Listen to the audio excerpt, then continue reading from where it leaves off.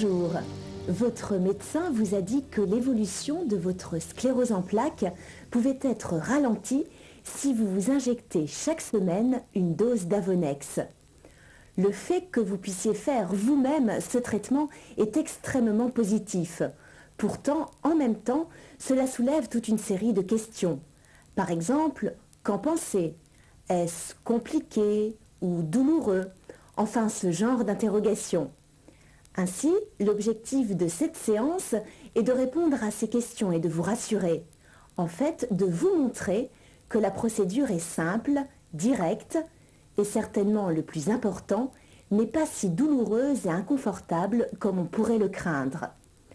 Vous n'êtes pas obligé de me croire sur parole. Vous l'entendrez de la bouche d'une jeune femme, Julie, qui est traitée depuis quelque temps, et de Stéphane, qui est traité par Avonex depuis maintenant 9 mois.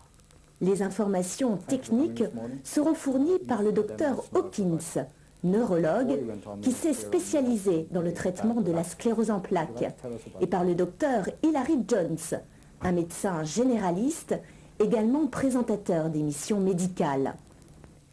Mais au préalable, je tiens à souligner que tout ce que vous souhaitez savoir, tout ce que vous devez savoir sur la façon d'injecter Avonex vous sera montré par une infirmière, en personne.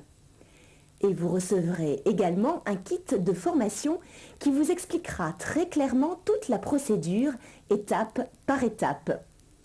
Ce programme a pour but de compléter cette formation en vous montrant la technique de ce traitement et en vous donnant l'opportunité d'entendre l'opinion de Julie et de Stéphane. Mais commençons par répondre à certaines questions que vous vous posez.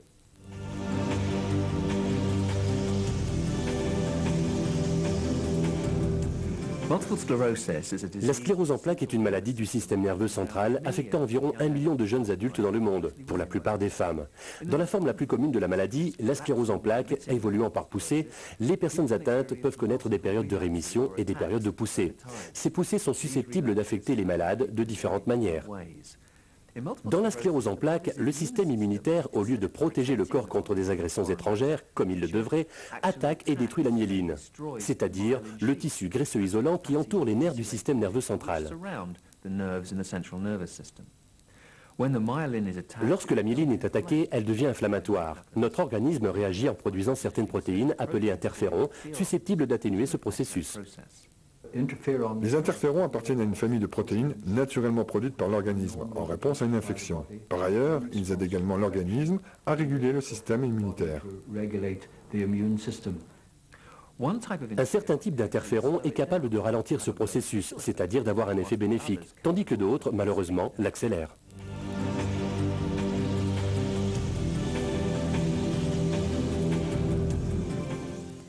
Avonex mime l'interféron bêta humain et ainsi il a exactement le même effet bénéfique sur le système immunitaire de l'organisme.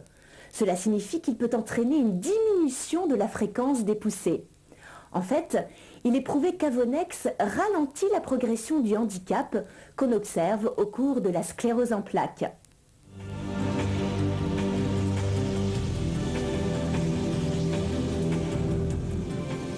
La première chose que vous voulez peut-être savoir est pourquoi faut-il l'injecter? Pourquoi Avonex ne peut-il être pris sous forme de cachet ou de comprimé? Parce que les interférons sont des protéines. S'ils étaient ingérés de la même manière qu'un steak, donc par la bouche, ils seraient digérés et donc le médicament serait tout à fait inutile. Aussi, la seule manière de l'administrer dans l'organisme sous forme active est de l'injecter. Il y a deux types d'injections. L'injection sous-cutanée, c'est-à-dire lorsque l'aiguille est introduite sous la peau, et l'injection intramusculaire, où l'aiguille est introduite dans le muscle. Avonex a été formulé en vue d'être injecté par voie intramusculaire, avec une efficacité avérée, c'est-à-dire que son efficacité s'exprime pleinement lorsqu'il est injecté une fois par semaine. Aujourd'hui, dans le monde entier, plus de 90 000 personnes